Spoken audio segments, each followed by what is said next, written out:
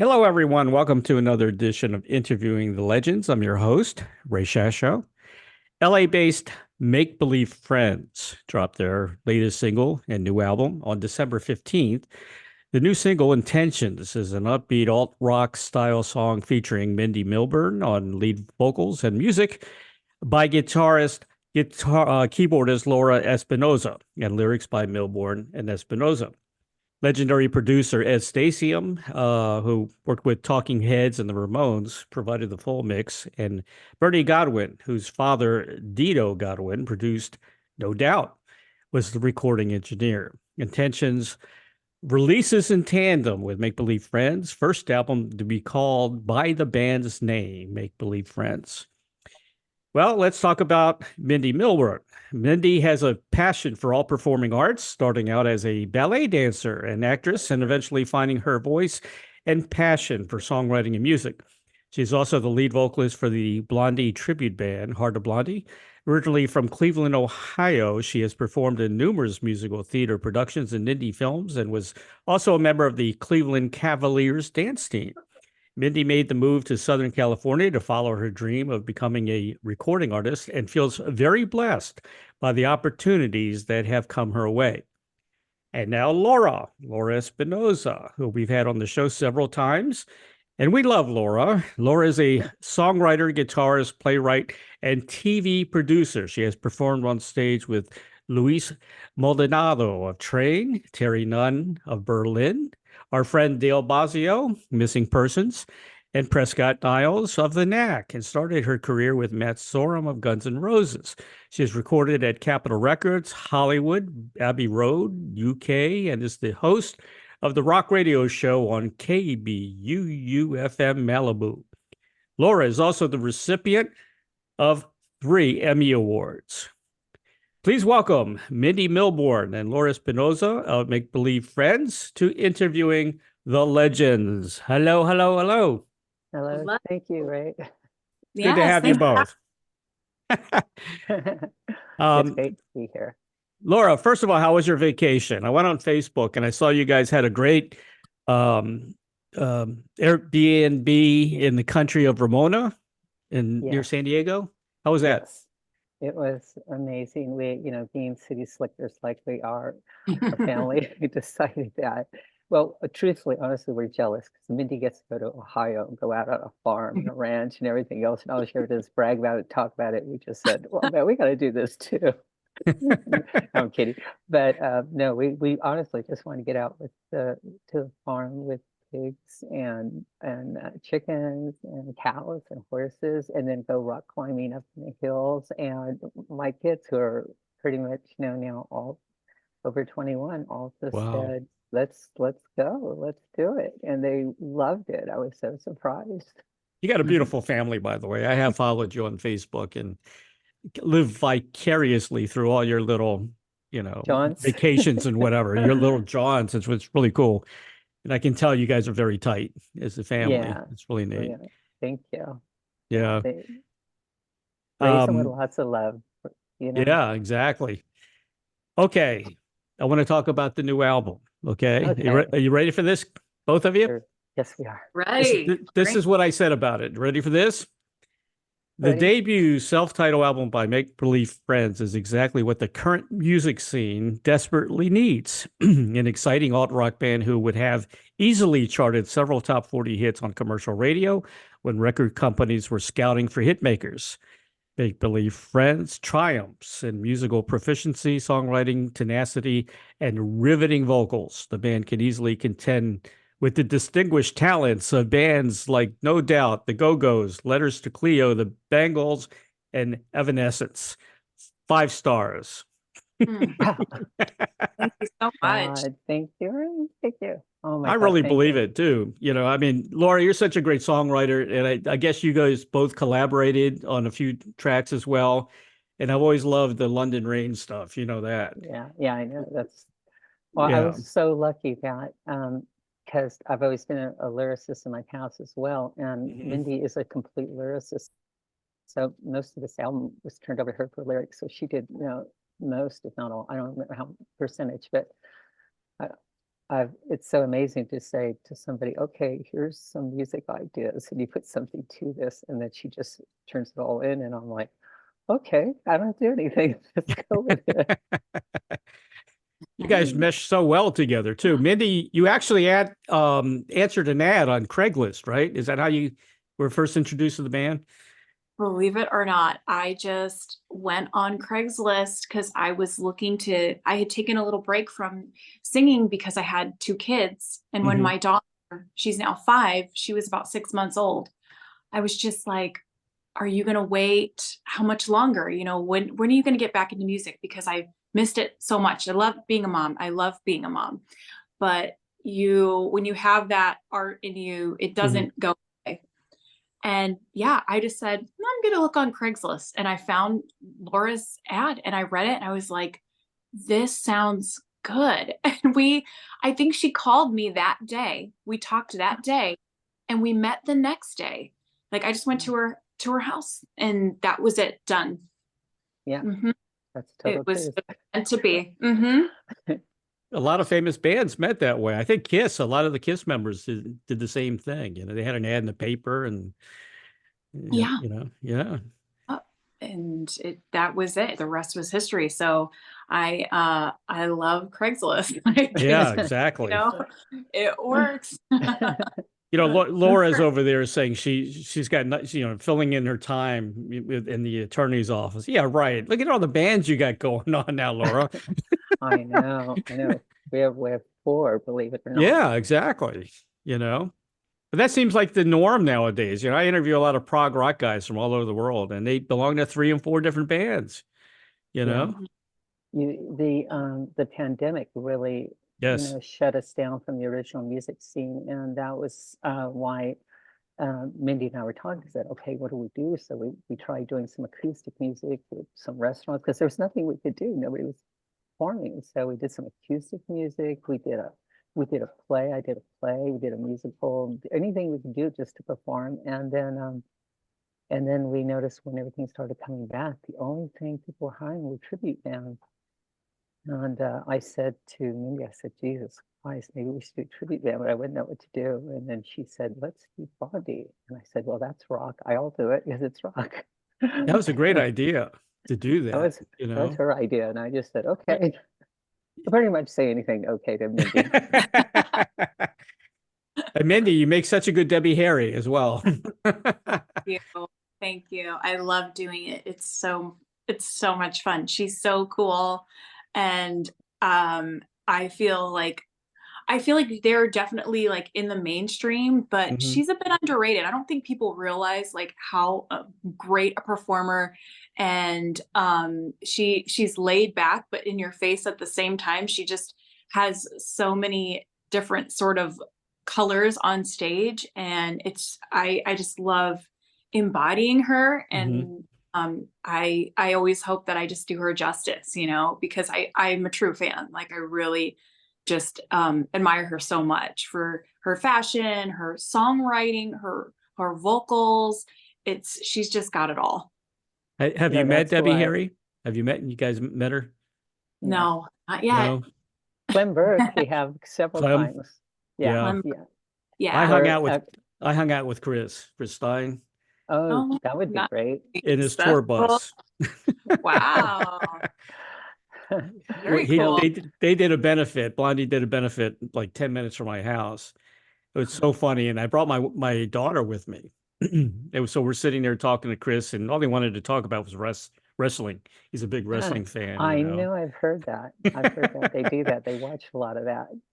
But he actually asked me, he says, Ray, what is this benefit for? And what city are we in? That it was when we were, Ed Stacy was really good friends with Clem, and he's been on stage actually with Debbie at CBGB when he was on stage with the Ramones and stuff. And so he at a recent event when he just got all this applause, incredible accolades for the remix of Tim by The Replacements, which was incredible. And so I was over there at his place. We're working on the remix of Rapture. Right. And I was like, I was kind of scared because I thought, Jesus, how to remake a legacy song like that is very dangerous. And so Mindy and I went into it thinking, okay, we're going to stay true to the song, but we're still going to make it a little more modern in our way and a little darker. And when I played it for Ed, I said, Ed, if you like this, would you do the mix on it? If you don't like it, don't do it. And he listened and he said, it's great. I love it. So we felt validated because he was a friend of theirs. And so it felt like, okay, if they ever came at us and said, we hate this, at least we could say, could you call Clem and say you told them if you liked it? No, you guys nailed it, man. It's on the 4th track of the new album. Yeah. And it's awesome. And Mindy does a great job with the voice, And we made a video with it too. I don't think I saw the video. It's on YouTube. Okay. I got to go back and check that out. Yeah. Because I saw a lot of the other performances you guys did. And you also do Material Girl as well with as a tribute as well, right? To Madonna. That's the second tribute we do is that came up again by Mindy just saying, let's also do Madonna. I'm like, okay, add another to the list. Yeah, exactly. Why not? Why not? It goes well. I feel like with Blondie, they kind of balance a little bit, and it's been fun because we can kind of do both at shows. Some shows we do both. Sometimes we just do Blondie. Sometimes we just do Madonna. So it just kind of adds to the scope of places and events we can play at, and it's fun music too. It is fun music. Plus, you can add some of those songs on albums because you know them so well. Yeah, the ones that we really click with, like Rapture. It just seemed like, this, like Laura said, it was kind of a heavy lift to try to cover that song, but we just knew it so well from playing it. Exactly. It felt like a glove.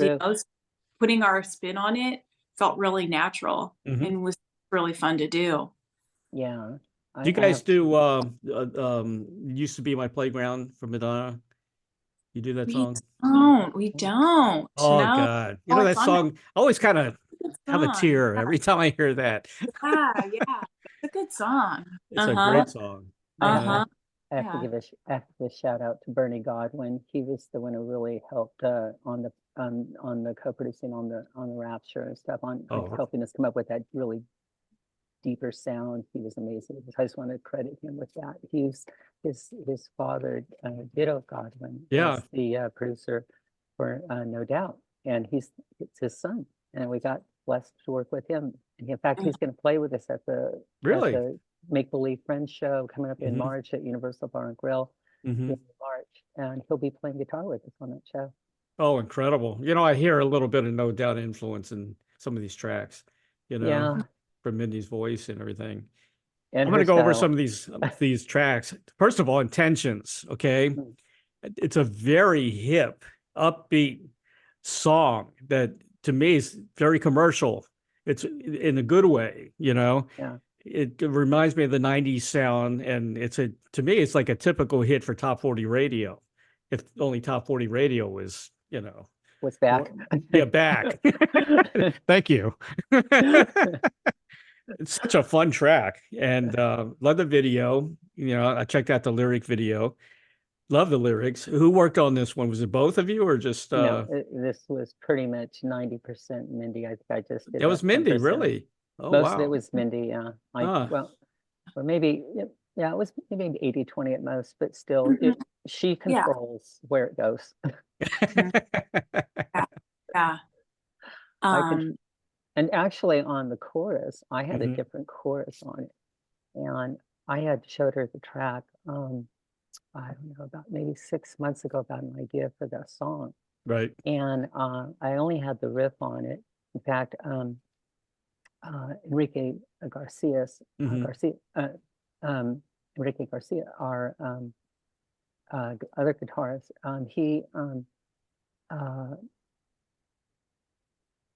he had oh no, that was not on, no, never mind, that was not on this song. This is my riff. I get them all confused. No, this was my riff. And I had the riff, and then I showed it to Mindy a while back, and she sang something into a recorder. I don't even remember when or how she did it. So I had this whole thing pretty much all worked out. Right. And then I showed it to her, and then I wasn't happy with my chorus. And I said, oh my God, wait, Mindy had did something. And she'd come up with a totally different melody for the chorus. I just said, choose. I slapped that one in and said, let's do that one. So musically, it was her chorus. Wow. Yeah. Yeah, because you had given me the music that you just recorded on the guitar, and I just play it, listen to it, and then I'll just like use my voice recorder on my phone. And that's when I came up with the melody for the chorus, and that's where the lyrics just start to come, because I just start kind of coming up with anything, and then the shape of the song kind of comes out of that, because you see, okay, what words fit, what am I feeling, what am I going through, or what am I inspired by at this moment to feel that I could write a song and really carry it through and finish it with some sort of idea all the way.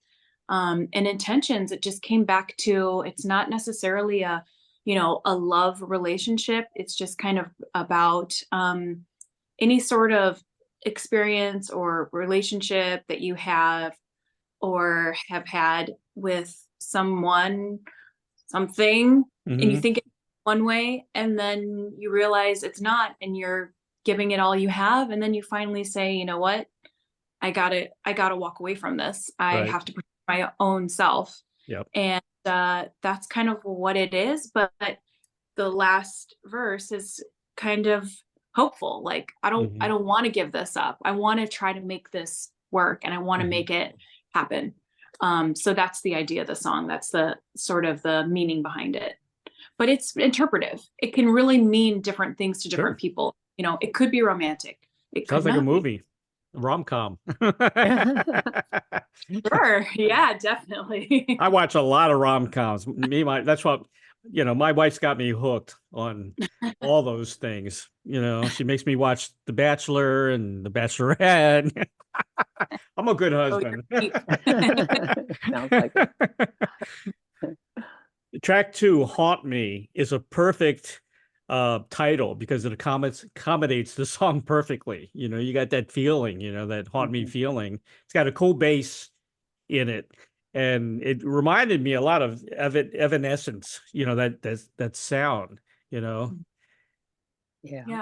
That one was interesting because that's the riff that Enrique came up with, the original riff. Okay. And I just finished the rest of the song based around that riff. And then and that was when I just totally kind of came up with the whole idea, the whole thing, except for the lyrics. I had no idea what to do because, again, there's something I just said, here, Mindy. And she can explain what she did from there because it's a great story. Oh. Yeah, for Haunt Me, I have this person that I knew through another friend. They told me how sadly their wife passed away very tragically at home, and she was pregnant. So it was incredibly traumatic, and words can't even say, what he was feeling, for this to happen. And so when my friend told me this, I just couldn't stop thinking about it. Like, this happened a couple years ago now. And I just thought, gosh, what would you do? How do you even keep going? And I thought, haunt me. You would want that person to haunt you. Most of the time I think, oh, ghosts are scary, or spirits, or, that supernatural world, that's frightening. Leave me alone, leave me alone. But in this case, no, bring it on. Haunt me. Show me you're here. There, with a breeze, with a sound, with a static, with something. I want to know that you're here. And that's what that's where that came from. Very interesting. I love the lyrics. Beautiful tune. Yeah. Then you got Scream, which was, I hear a little bit of psychedelia, but you won't believe this.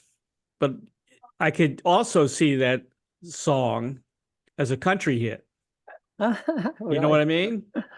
I mean, if you could sell it to Nashville, I mean, I could hear, you know, some big country stars singing that song. Wow, that's interesting. That would Okay. be. I That'd hear be some kinda- country elements in it too. Wow. Yeah. That was Mike Aveney, who used to tour. That was and he's just toured a lot. He was a great drummer, and I went to him and I told him that I have this idea, and can you give me some kind of industrial sound? He came up with the industrial drum sound, Right. and once I had that, there's only three, I think, three people on it, four people on that song. It just so I did the guitar, he did that, and then I thought, oh Christ, I better get a really good bass player. So I called my friend Phil Sasson, who's with, was with Ozzy, and he's now with Last in Line. He's just everywhere. He's done everything. And I asked him if he'd do bass line. He came up with the bass line. And so then it was us, and then of course then Mindy laid on the vocals. And it was just a real simple track. It was very just, it was more like a London Rain type recording. Right. Exactly. Hardcore with it. And I just, it was just, that riff was cool, and getting the industrial drums and then getting two top session musicians on it just made it work. It was just a very simple lay down song. Mindy, isn't it cool to have, Laura's background? I mean, she knows everyone in LA, and, worked with Disney and the Emmy Awards and everything she's done. I mean, that's the connection she's got. Yeah. I know. Works. For real.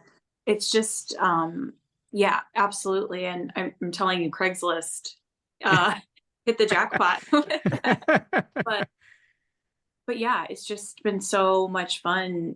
All these collaborations that we do. Yep. And I have to say how great it is, because we fully trust each other. You know, a lot of people, and there's nothing wrong with this, but are very overprotective of their music, which is okay. Right. Get it. But, it's really nice that we can work together and make suggestions, or she's comfortable, like, hey, I wrote this, change it, do what you want, use what you want. Or she says, here's some music, go to town, and isn't, bound to one thing or, something else. So it's really, I mean, that's how it should be, right? It's exactly. Be free. Yeah, you're collaborating with each other. And Laura's laid back, I can tell. She's not going to yell at you. No. I don't think I've ever yelled at Mindy. I don't think she's ever yelled at me. We probably have gotten, something, but we've never yelled at each other ever. Cool. I was going to tell you that on Scream, it's a political song, and it was, I don't want to say who was written about or anything, but it certainly was. It was about what was going on at that time when the whole election thing and the whole thing was changing, and everybody was fighting everybody, and I could see the division in the country, and it just made you want to scream. And so if you listen to the lyrics, it's very, very political, but there's no names, no party affiliation. It just says just the whole thing. We're pissed off about the whole thing. And it was a very political. That was one of the things I wanted to do with Make Believe Friends. More so was I wanted to evolve a little bit from Blended Rain, because Blended Rain, we even though I love the songs and the great stuff we were doing, but it was very rock, one directional oriented. And with Make Believe Friends, I thought, let's go a little more contemporary and just think like what the Beatles did, where no song had to match the other song. Right. And that was the diversity within this album. Scream doesn't necessarily match the others, but yet they flow together. Yeah. Much like a Beatle album would flow together, even though the songs didn't match, but they flowed for some unknown reason. I like how you said it was political, but you don't name names. That's important. Yeah. Because when you name names, you alienate people that love your music but don't like your politics. Yeah. And Johnny Carson said that best. He didn't come out and endorse anybody. And he just made fun of everybody, but he didn't, you know, Mhm. and Yeah.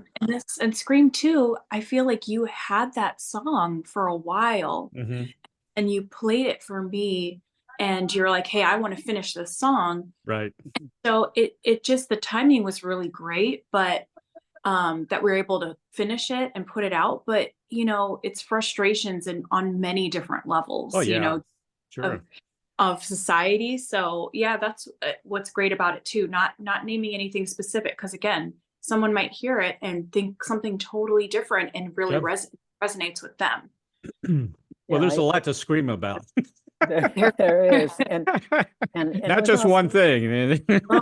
Exactly. See? On Rapture, Laura, is that you wailing in the background on the guitar? No.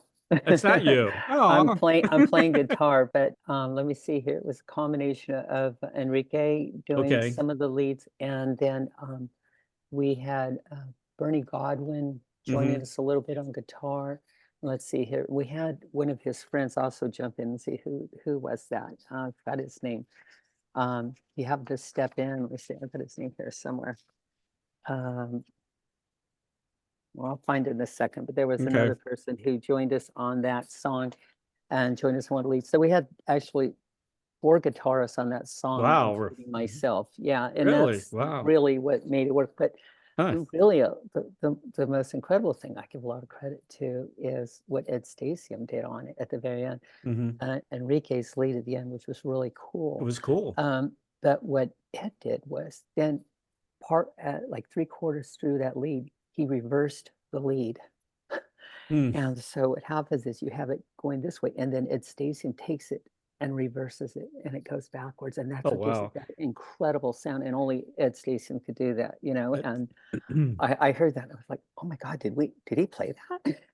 Very cool. Well, he did play most of it, but Yeah. the last was this incredible technique that only Ed Stasium knows. And that's what Huh. makes the end of that song just so cool. Yeah, so But- that was yeah. Ed Stasium and Enrique together on Took a that. page out of George Martin, helping the Yeah. Beatles do that backward thing, I guess. Yeah, but you can't tell Yeah. it's backwards. No, I Yeah. didn't. But now I didn't that notice. now that I told you, you're gonna Yeah. Now I'm going to listen to it I'm and gonna say, listen to hey, it is backwards.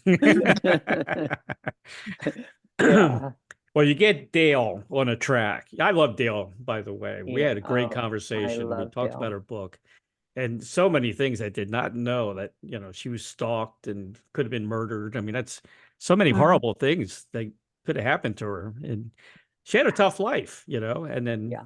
we talked about Hugh Hefner and, how she was kind of nervous and insulted by him in the beginning, Yeah. but she's very cool. She even had my wife even talked to Dale. They hit it off pretty good. It was pretty Oh, neat. that's so cool. But the track is awesome. And I'm just going to read some of the lyrics. Walking down a graveyard path near here, drinking in the moonshine, chasing fears. You're calling so loquacious. You are falling so impatient. Then I realize you have disappeared. Then I realize you've disappeared. Then I realize you're not really here. I mean, it's cool. Yeah. Not all songs have to be a love story. Yeah, exactly. Who wrote this one? I did. That was all Yay! me. Mhm. I love it. I was I'm not even sure anymore about the inspiration on that, but it was just thinking about somebody who wasn't there, and but you think they're still, or you want to be there, but they're not there. And Yeah, so that's where Somewhere There Forever is about, somewhere there in the ground right. forever. But I don't say that, I don't want to make it too literal. That was one of those things where, because I'm really good friends with Dell, I said to her, I said, we're going to record this song, and I played it for her, and I said, what do you think? She goes, I better be on it. I was like, okay. So to Mindy, I said, you want to share vocals with Dale? She's like, yeah. And that's how that came out, Came out that perfect. was, Yeah, they're, you can barely tell their voices, but yeah.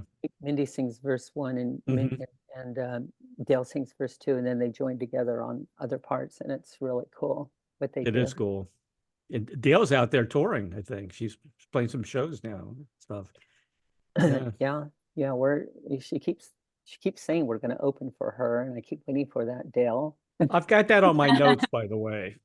You guys should be opening for people like Dale, you know? Well, she keeps threatening, and I'm like, hey, keep threatening, make it happen. Maybe she's afraid you're going to blow her away or something. You know, that happens. But she could join us because she knows her song. Yeah, that's true. Yeah, that's true. I actually, I have played on stage with her several times, though. I've Mhm. played with her. I've actually played a couple shows where we actually played some of the Missing Persons songs, like Walking in LA, and some of the others where we played them on stages, and she would join us. Well, we played those songs because she was going to join us, so we learned the songs, and she came and joined us. It's like when I played with Terry Nunn, and we played. We played the Metro, and the only reason we played the Metro was because we had a thought, if we played, Terry said she was going to come to the show, and we said, let's do the Metro, maybe she'll join us. And sure enough, as soon as we said we're going to play the Metro, Terry came up and joined us on stage. Oh, It was cool. great. Wasn't it you that you met Sheryl Crow, and wasn't it you talking about Sheryl Crow that you met her and you were really excited to meet her at one time? Well, let's see. Well, Was it Sheryl Crow? yeah. Well, I met her. Might have been somebody else, but I met her once at a fundraiser called, I think it was Little Angels or something like that, and it was Sheila E.'s party. I was really good friends with Sheila E. at the time, and so she invited me to this party, and it was a really nice party because I sat down, I leaned against the wall, I should say, and on one side was Sheryl Crow, and the other side was Stevie Wonder, on both sides. Oh my God. And so I'm sitting there, and I actually got to work on Stevie Wonder's album, Secret Oh Life my of Plan, goodness. a long time ago when I was a teenager. Yeah. And it was an experimental album, so I didn't actually play on it, but I got to help provide the sounds for that because it was all experiment.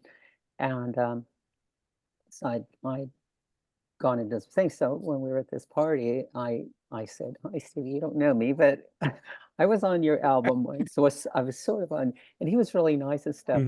And then I looked over to Cheryl, and I said, "By the way, Cheryl, I like your music," or something. And she just said, "Oh, that's great stuff." But we didn't really get a chance to talk much. No. But that was my entire meeting with Sheryl Crow. Oh, I was a big fan of Sarita Wright, who was married to Stevie. They did some music together, and yeah. The Truth. That's another one of my favorites, and that could have been easily a top 40 hit. Let me say one thing real quick. That was Mindy's husband. What? Mindy's husband wrote that song. He's in the band too? No. Okay.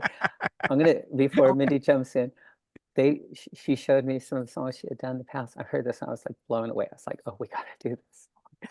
And I heard the song and I just said, can I dabble with it? That's all. I just wanted to add a couple minor things. That's all I did was added a couple things, made a little punchier and stuff. It's all Mindy's lyrics, all his song. And so I just butted in and got myself involved with it. That's all. It's a great tune. Then we recorded it. Yeah. I love that song. It's got that 90s beat, Yeah, thank you. It started because he one day was just playing this like dun dun dun dun dun dun dun. He was just kind of playing around, and I was like, do that again. And then he did, and we figured it out. And I literally went into the other room, and I wrote like almost all the lyrics at once. It just came to me for some reason. And then when Laura heard it, it didn't have a bridge, so that's what we added, was that bridge, and that really finished it off. But yeah, that was just like a magic song. It is a magic song. Yeah, it really is. I'm the bridge person. You're the bridge person? Always. I have lots of friends that write songs, and they always come to me and say, Laura, can you give us a bridge? Yeah, it did need a bridge. It needed some sort of, break to come back. Right. And it yeah, I love it. Love that song. Like I said, if I was running I was a top 40 DJ back in the late 70s when radio was still okay. Yeah, I had a playlist, of course, but I could go off the playlist. It wasn't owned by a big corporate entity. We were local. Pat Sajak actually bought the station eventually, but he kept it local. you know, but that was good old days about radio. But I'm pretty good at picking hits, and I see hits in this album, Thank the Academy. Okay, now, whose guitar is this in the beginning? That's my guitar. Yay! I know. Miss Jimmy Page. I'm also the riff person. Also the riff person. Good. Riffs are important. Yeah, by the way, we got that we're crossing our fingers as a chance. People working on one of the Academy Award pre-shows for ABC really loves the song, and he's trying to get it to be used on the Academy Award pre-show, which would be really great for us if he does. But anyway, we'll see. But he's working really hard on trying to get it played during the Academy Award pre-show. That would be awesome. Oh my gosh. And Terry heard us play it live. She came to one of our shows, and she goes, that thing, the Academy, she goes, that's a hit. When Terry Nunn said that, I said, oh, that's really nice. Yeah. High praise from her. Exactly. Oh man. I can't believe you got 3 Emmys. I read 4 Emmys somewhere. Is it 4 or 3? Well, it's actually 4, but 1 was stolen. Yeah, but you still got it, didn't you? Well, yeah, I got it, but I only have 3 to show. Who stole your Emmy? When I was working for Disney, I put it in my office, and somebody took it from my office. So after that, I never put them in my office again, and they don't replace stolen Emmys. So that was it. Now, what did you win? What category? I guess these were all in. These were all for, like, one was for a documentary. The other 2 were for informational programming.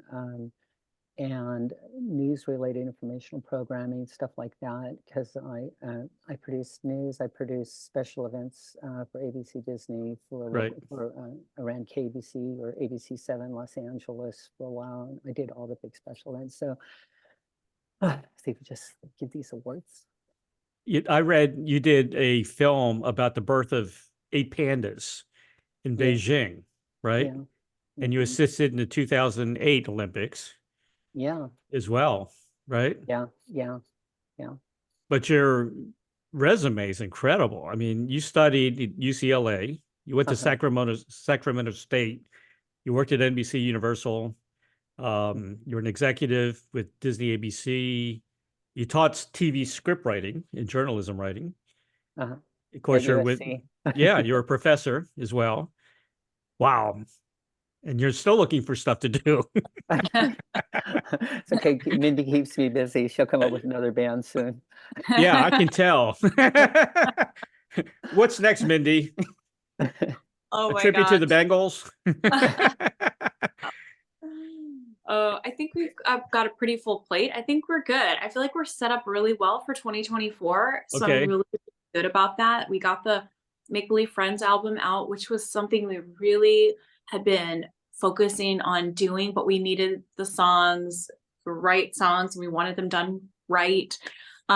So that was like really our goal, to finish that by the end of the year. And then we got like a Material Girl tribute band off the ground. So it's like, okay, we're ready. Let's have a great 2024. Yep. All you need is Dale to say, okay, you're the opening act for my tour. I'm going to call her tomorrow again and say, you should. You got to keep bugging her. That's the way it is. That's how you got where you are. Got to be persistent. Last 2 tracks of the album, Follow Me to the Sun and An Act of Love, 2 beautiful songs, which actually were slower tracks. Who wrote them? Who wrote Follow Me to the Sun? I think I wrote both of those. You wrote both of these. Did I write that, both of them, Mindy? Or I wrote the lyrics for Act of Love. Oh, yeah. That was Mindy. 100% and Follow Mindy. Me to the Sun was pretty much finished. I think I just did some like little lyrical tweaks, but I feel like that we'd written that one already. Who played piano on Act of Love? Act of Love. Oh, I think it was Michael Bluestein from Foreigner. Really?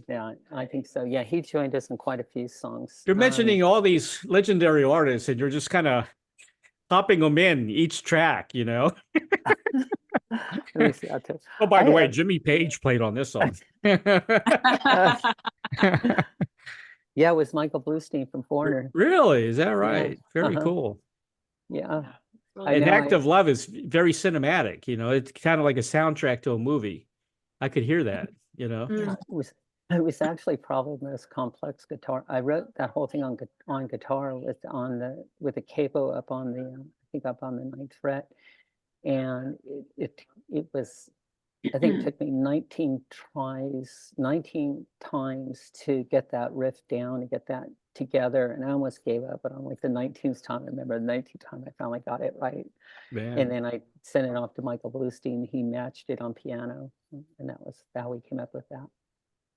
The album is so well produced and engineered too, by the way. The quality of the sound is great.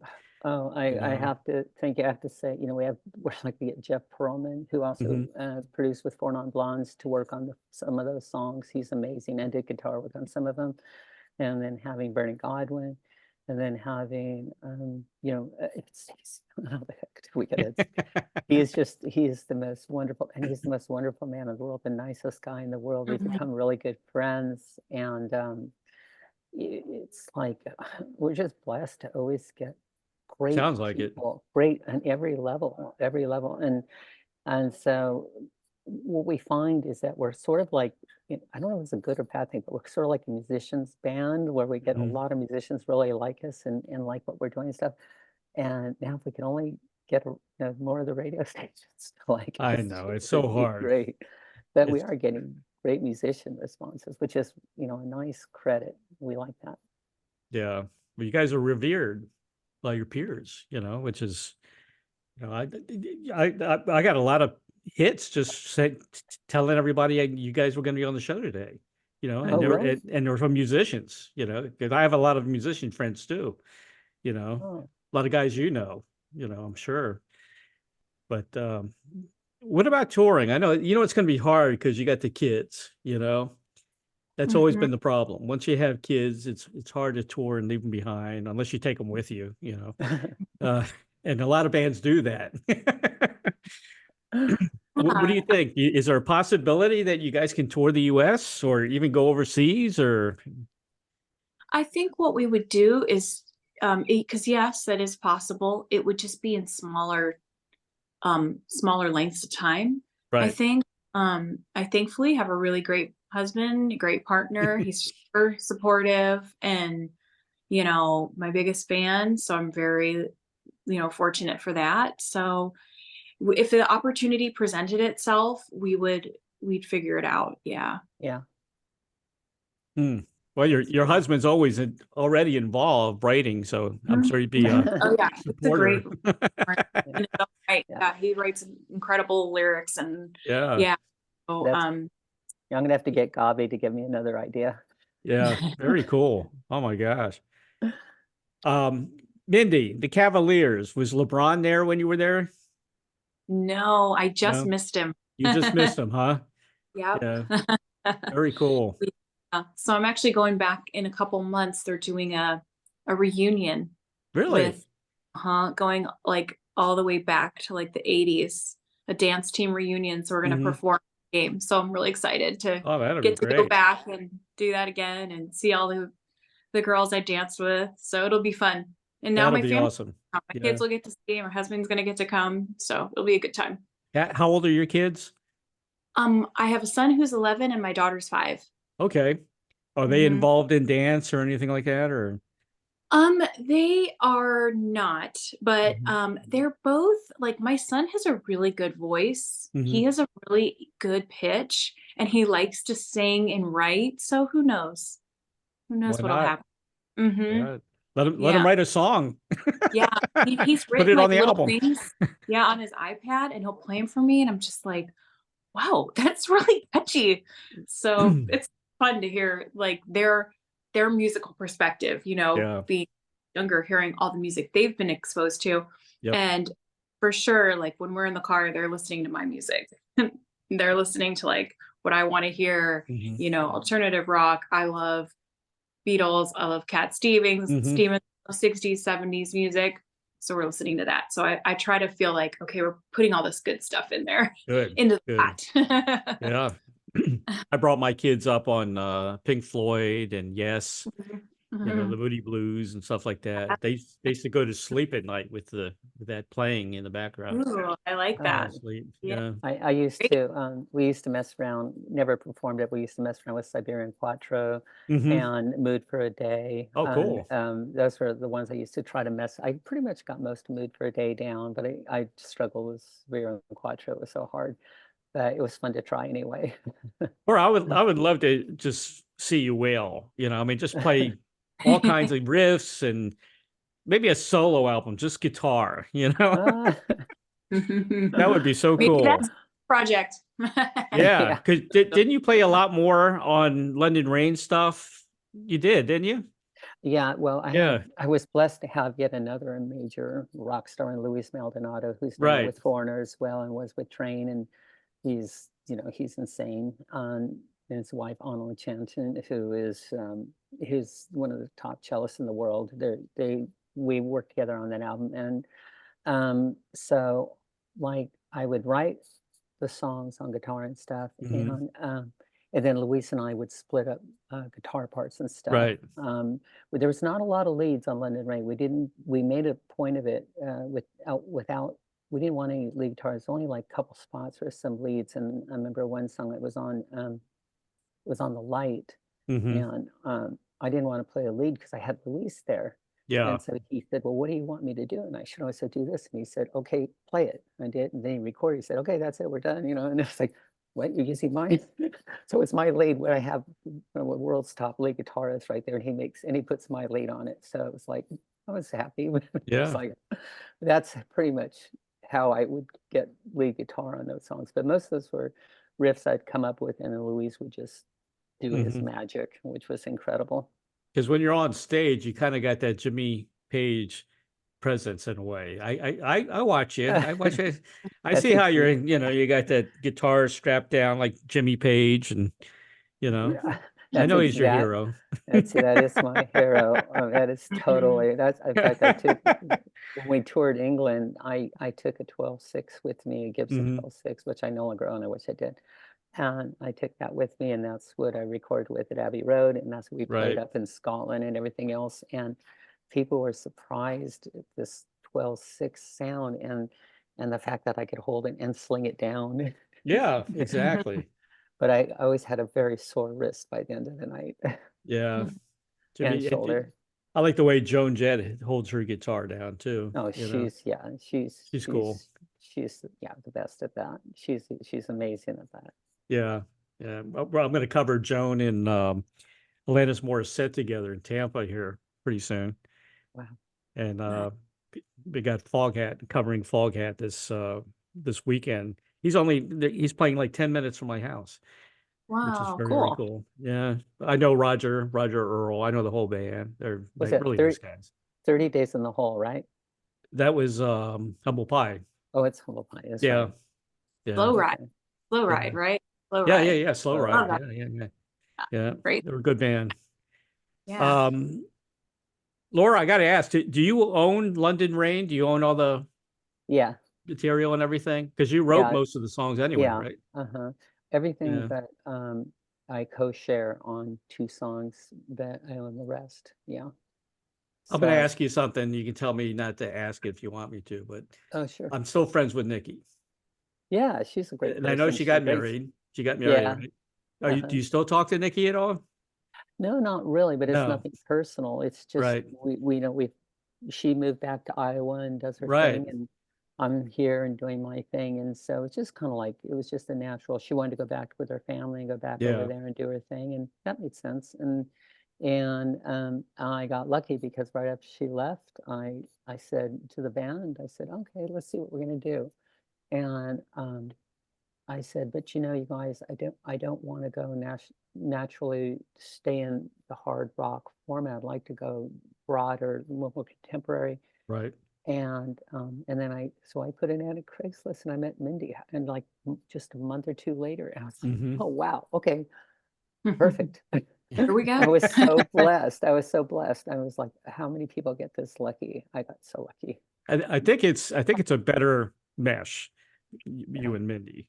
you know. Yeah, well, we've been Yeah. almost together the same amount of time now, going on Yeah. 5 years of this year, Wow. this year, Mindy, right? 5 years? Yeah, it's like 2018. Yeah. Yeah. And Mindy years. seems like she seems like a pusher, you know. So if she gets an idea, she's going to make you do it. So that's good. Yeah, it's nice that I feel it's like I feel very I don't ever feel like I can't tell her something or Right. suggest something.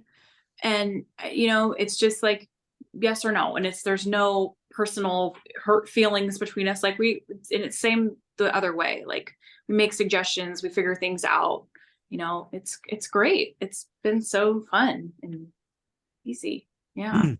I'm glad you're both happy because it And our makes dogs are the best music happy. And Yeah. our dogs Our dogs are best friends. They are. They are, yeah. Laura, what about your radio show? Tell me about that. Well, I'm really lucky. KBU is Malibu, Right. Santa Monica radio, pretty much. And it's independent, so I get to play anything I want, which is really nice. I don't. The only thing they tell me is to try to stay in the rock and roll format. That's about all. And so I mix things from the '60s through current day, and I mix it all and sneak in some of my stuff on there too. Good. And so I run the rock radio show on Tuesday and Thursday nights, and then the Saturday Tuesday and morning Thursday. show. How long is your Yeah. show? It used to be 2 hours, but I made it one because it was hard to do two because it took too much time. But I do 2 hours on Saturday morning, which is the busiest time period for that station because everybody's in Malibu on Saturday morning, and we're the only station you can get on the beach down there. So Is that right? Really? if you're listening to over the air broadcast, not but yeah, because all the stations, the mountains of Malibu block a lot of them. So if parts of Malibu, KBU is the only thing you can get, which is nice. So But, Charlie plus- Sheen is probably listening to your station. We have some interesting people. But mostly, I think it's also they listed because we have this. We are Malibu. We have the surf report, and we talk about all the Right. things going on Malibu. So if Very cool. if you're anything, and it's I said people we're maybe one of the smaller stations in LA, but we have the #1 audience of the people in the entertainment industry of any radio station That's awesome. because they all live there. Well, you need to expand and get more hours, and then bring in and do some interviews like I do. Because you know so many people. It'd be so easy for you. I'm not as good as you at interviewing. Oh, yes, you are. You got the knack, or do a duo with Mindy, Yeah, I love that. One more thing on her plate. Yeah, there you go. It is fun. I've come on the radio station and done the radio show a couple times, and it is a lot of fun. Yeah, But, yeah. it is fun. I did an Much to 8-hour show when I was in radio. I did 8 my hours. God. Wow. My Most of it goodness. just ad lib, Wow. Yeah. I miss those days. They were fun. I bet. All right, here's your final question. And I've asked Laura this before twice, but we're going to do it again.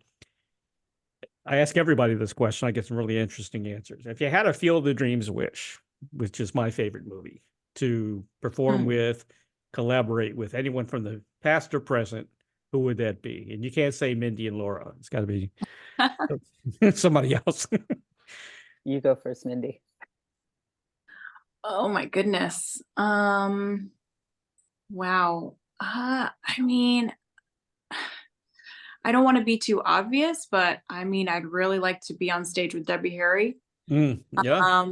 And I think that would be so awesome. And I'm a really huge fan of Billy Corgan. I've always loved him. So I think collaborating with him, singing with him, he's got such an incredible and unique voice, would be pretty dream come true. Pretty awesome. Good answer. He's a legend. Yeah. I'll see if I can reach Chris Stein and see if we can. Oh my gosh.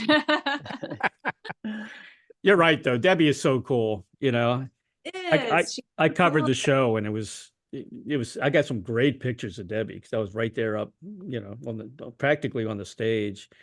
and she hasn't lost a beat. But they did say they don't draw as many people in the U.S. as they do in Europe. They can sell out almost stadiums in Europe, and in America, they're not as big anymore like they used to be. Well, You know? we saw them at the Greek in May, Mm-hmm. and I will tell you what, and Laura will agree with me.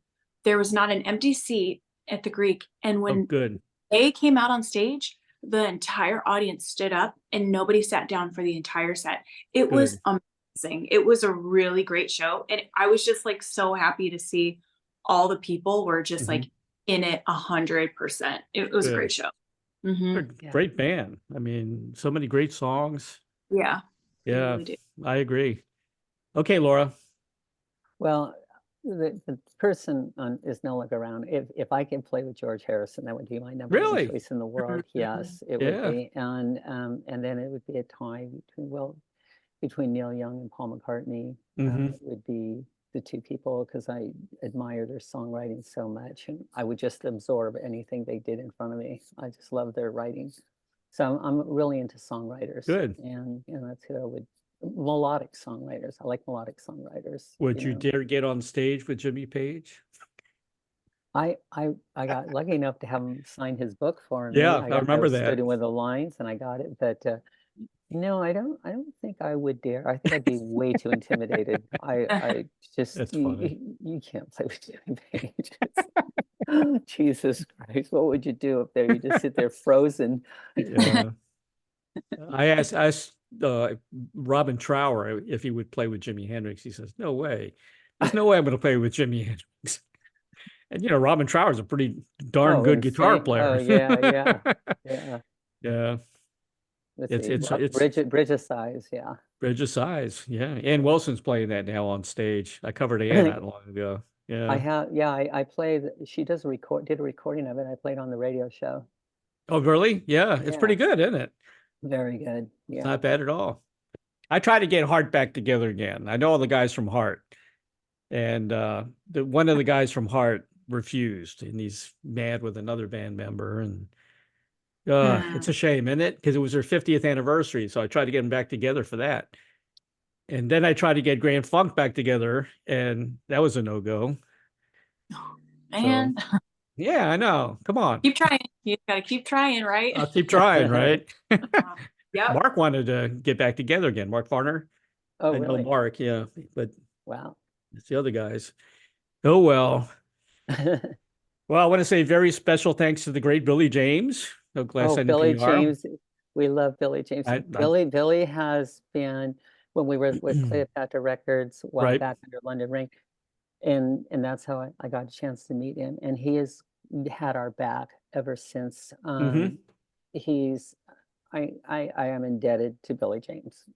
Great guy. I've known Billy now for 15 years now, I guess. And he's an amazing drummer. A lot of people know he's an amazing drummer. He's played with some of the members of Yes. Yeah. And he's done some things, I think, with Frank Zappa too, or he knew Frank Zappa. Yeah. Yeah. Aunt B was the name of his band. You can find him on YouTube. It's kind of a prog band, I think. Yeah. Good, really good guy. You can purchase the new self-titled release, Make Believe Friends, at, I guess, makebelievefriendsband.com. Is that the best place to get the album? You could, I think, get it there. I think so. Your Probably. website? I know Amazon has it. I know that. Okay. iTunes. It's pretty much all the platforms. It's pretty much everywhere. Okay, cool. And you guys are on Facebook. You got a great YouTube page with all your videos, Instagram. You're also on Reverb Nation. That's all I got. Laura, I want to send you an attachment to your email. Is the best email makebelievefriendsband@gmail.com? That'll work. That's perfect. Okay. That'll work. I want to send you something and see what you think about it. Okay. Okay. It's TV sitcom related. I wrote a sitcom based on my first book.